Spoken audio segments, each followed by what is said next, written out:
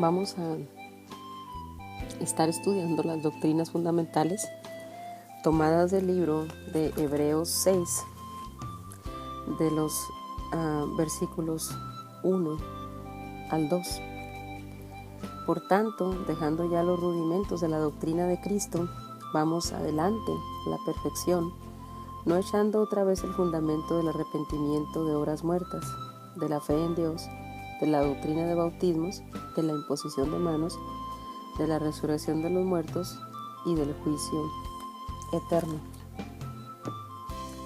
Antes de dar inicio con las doctrinas fundamentales, que son 6, la primera arrepentimiento, la segunda fe en Dios, la tercera bautismos, la cuarta imposición de manos, la quinta resurrección de muertos y la sexta juicio eterno.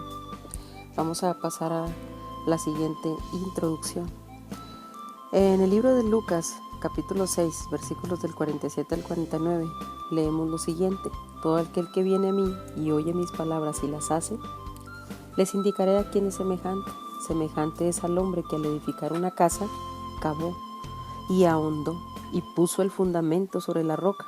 Cuando vino una inundación, el río dio con ímpetu contra aquella casa, no la pudo mover porque estaba fundada sobre la roca. Mas el que oyó y no hizo, semejante es al hombre que edificó su casa sobre tierra, sin fundamento, contra la cual el río dio con ímpetu y luego cayó, y fue grande la ruina de aquella casa. La palabra clave de esta escritura es fundamento, el fundamento de una casa. En 1 Corintios 3, del 9 al 10, dice la escritura: porque nosotros somos colaboradores de Dios y ustedes son labranza de Dios, edificio de Dios. Conforme a la gracia de Dios que me ha sido dada, yo como perito arquitecto puse el fundamento y otro edifica encima. Pero cada uno mire cómo sobre edifica. Así que la parte más importante de un edificio son los cimientos. El fundamento determina el tamaño y la solidez de un edificio. El verdadero fundamento de la vida cristiana es Jesucristo. Esto dice la escritura en 1 Corintios 3:11. Porque nadie puede poner otro fundamento que el que está puesto, el cual es Jesucristo. Para que Jesús venga a ser el fundamento en nuestra vida, necesitamos conocerlo. En Juan 17:3 dice la escritura: y esta es la vida eterna, que te conozcan a ti, el único Dios verdadero, y a Jesucristo, a quien has enviado. Primero va a venir la revelación a nuestras vidas. En el libro de Mateo 16, del 15 al 17, leemos lo siguiente: Jesús les dijo: ¿y ustedes quién dicen que soy yo? Respondiendo Simón Pedro dijo: tú eres el Cristo, el Hijo del Dios viviente. Entonces le respondió Jesús: bienaventurado eres, Simón, hijo de Jonás, porque no te lo reveló carne ni sangre, sino mi Padre que está en los cielos. Después de la revelación viene la obediencia.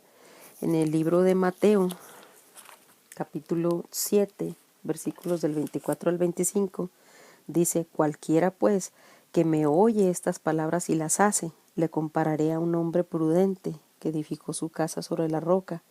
Descendió lluvia, vinieron ríos y soplaron vientos y golpearon contra aquella casa, y no cayó, porque estaba fundada sobre la roca.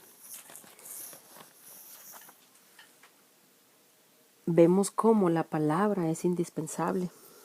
En Hechos 20:32 dice: y ahora, hermanos, les encomiendo a Dios y a la palabra de su gracia, que tiene poder para sobreedificarlos y darles herencia con todos los santificados.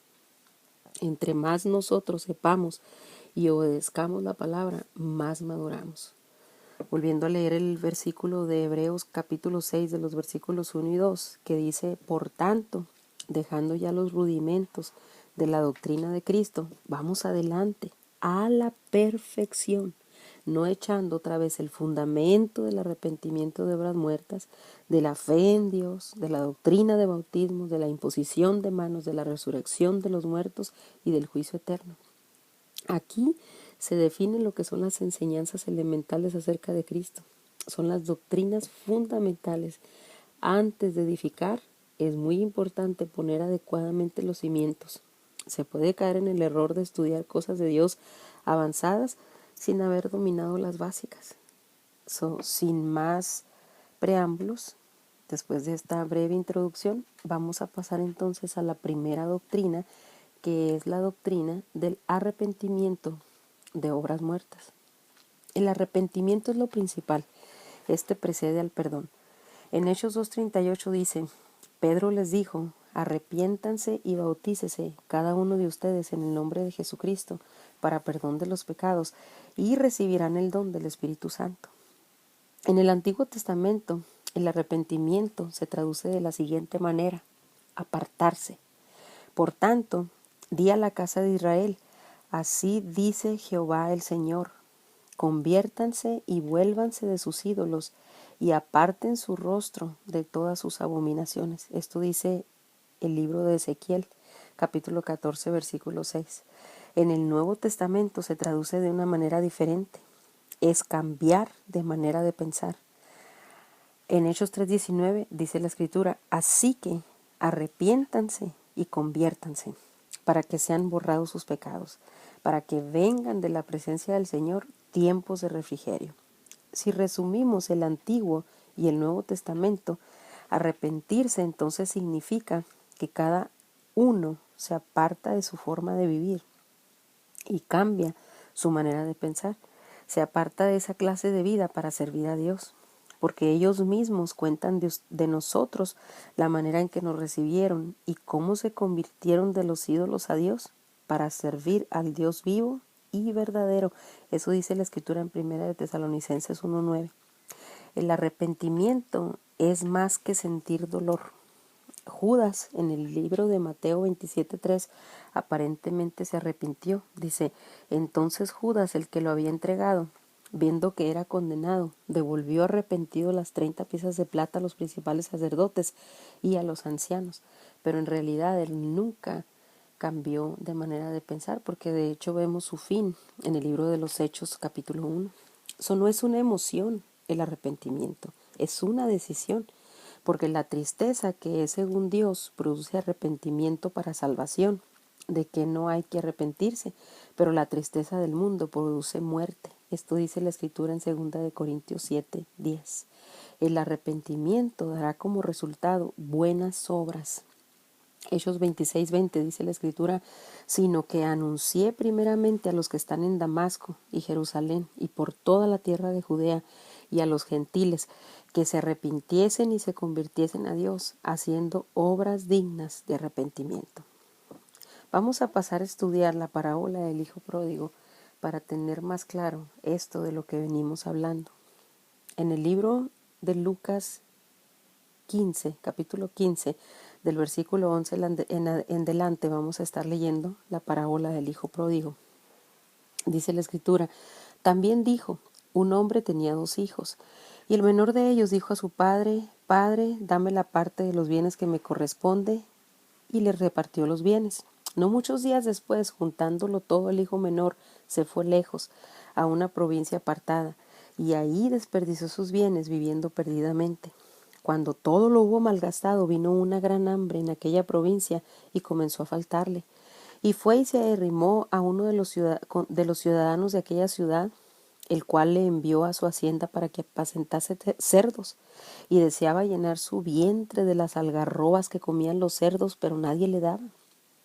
Volviendo en sí, dijo: ¿cuántos jornaleros en casa de mi padre tienen abundancia de pan, y yo aquí perezco de hambre? Me levantaré e iré a mi padre, y le diré: Padre, he pecado contra el cielo y contra ti. Ya no soy digno de ser llamado tu hijo. Hazme como a uno de tus jornaleros. Y levantándose vino a su padre. Y cuando aún estaba lejos, lo vio su padre, y fue movido a misericordia, y corrió y se echó sobre su cuello y le besó. Y el hijo le dijo: Padre, he pecado contra el cielo y contra ti, ya no soy digno de ser llamado tu hijo. Pero el padre dijo a sus siervos: saquen el mejor vestido y vístanle, y pongan un anillo en su mano y calzado en sus pies, y traigan el becerro gordo, y mátenlo, y comamos y hagamos fiesta. Porque mi hijo muerto era, y ha revivido, se había perdido y es hallado. Y comenzaron a regocijarse. Y su hijo mayor estaba en el campo, y cuando vino y llegó a la casa, Oyó la música y las danzas, y llamando a uno de los criados le preguntó qué era aquello. Él le dijo: tu hermano ha venido y tu padre ha hecho matar el becerro gordo por haberle recibido bueno y sano. Entonces se enojó y no quería entrar. Salió por tanto su padre y le rogaba que entrase. Mas él respondiendo dijo al padre: he aquí tantos años te sirvo, no habiéndote desobedecido jamás, y nunca me has dado ni un cabrito para gozarme con mis amigos. Pero cuando vino tu hijo, que ha consumido tus bienes con rameras, has hecho matar para él el becerro gordo. Él entonces le dijo: hijo, tú siempre estás conmigo y todas mis cosas son tuyas. Mas era necesario hacer fiesta y regocijarnos, porque tu hermano era muerto y ha revivido, se había perdido y es hallado. De esta parábola podemos aprender algunas cosas en cuanto al hijo. El hijo pródigo tomó una decisión interna. Eso lo leemos en el versículo 18, que dice: me levantaré e iré a mi padre y le diré: Padre, he pecado contra el cielo y contra ti. Esta decisión interna resultó en acciones externas, lo vemos en el versículo 20. Y levantándose, primero lo pensó en el 18, y levantándose, ya en el 20, vino a su padre. Y cuando aún estaba lejos, lo vio su padre, y fue movido a misericordia, y corrió, y se echó sobre su cuello, y le besó. El hijo pródigo renovó su mente, dice la escritura en el versículo 17, y volviendo en sí, dijo: ¿cuántos jornaleros en casa de mi padre tienen abundancia de pan, y yo aquí perezco de hambre? Él tomó una decisión correcta, lo vemos en el versículo 18, me levantaré e iré a mi padre y le diré: Padre, he pecado contra el cielo y contra ti. Inmediatamente en el versículo 19, él confesó sus pecados: y ya no soy digno de ser llamado tu hijo, hazme como uno de tus jornaleros. En cuanto al padre, podemos aprender algunas cosas, como por ejemplo la reacción del padre fue buena ante el sincero arrepentimiento de su hijo. Vemos en el versículo 20 cómo cuando él levantándose vino a su padre lo estaba esperando, porque dice: y cuando aún estaba lejos, lo vio su padre, y fue movido a misericordia, y corrió y se echó sobre su cuello y le besó. Fue una reacción buena. El padre fue perdonador ante una mala decisión de su hijo. En los versículos del 20 hasta el 24 vemos cuál fue la reacción de su padre. Dice en el 21, y el hijo le dijo: Padre, he pecado contra el cielo y contra ti, ya no soy digno de ser llamado tu hijo. Pero el padre dijo a sus siervos: saquen el mejor vestido y vístanle, y pongan un anillo en su mano y calzado en sus pies, y traigan el becerro gordo y mátenlo, y comamos y hagamos fiesta, porque mi hijo muerto era ya revivido, se había perdido, es hallado. Y comenzaron a regocijarse. Podemos aprender que también el padre fue pacificador ante la actitud que el hermano mayor tuvo. Dice en los versículos del 27, dice: y él le dijo: tu hermano ha venido, y tu padre ha hecho matar el becerro gordo por haberle recibido bueno y sano. Entonces se enojó y no quería entrar. Salió por tanto su padre y le rogaba que entrase. Mas él respondiendo dijo a su padre: he aquí tantos años te sirvo, no habiéndote desobedecido jamás, y nunca me has dado ni un cabrito para gozarme con mis amigos. Pero cuando vino tu hijo, que ha consumido tus bienes con rameras, has hecho matar para él el becerro gordo. Entonces él le dijo: hijo, tú siempre estás conmigo y todas mis cosas son tuyas, mas era necesario hacer fiesta y regocijarnos, porque tu hermano era muerto y ha revivido, se había perdido y es hallado. También vemos cómo el padre lo recibió sin reproche. En el versículo 22, el padre dijo a sus siervos: saquen el mejor vestido y vístanle, y pongan un anillo en su mano y calzado en sus pies. Así que esta parábola nos muestra cómo debe ser un verdadero padre con sus hijos.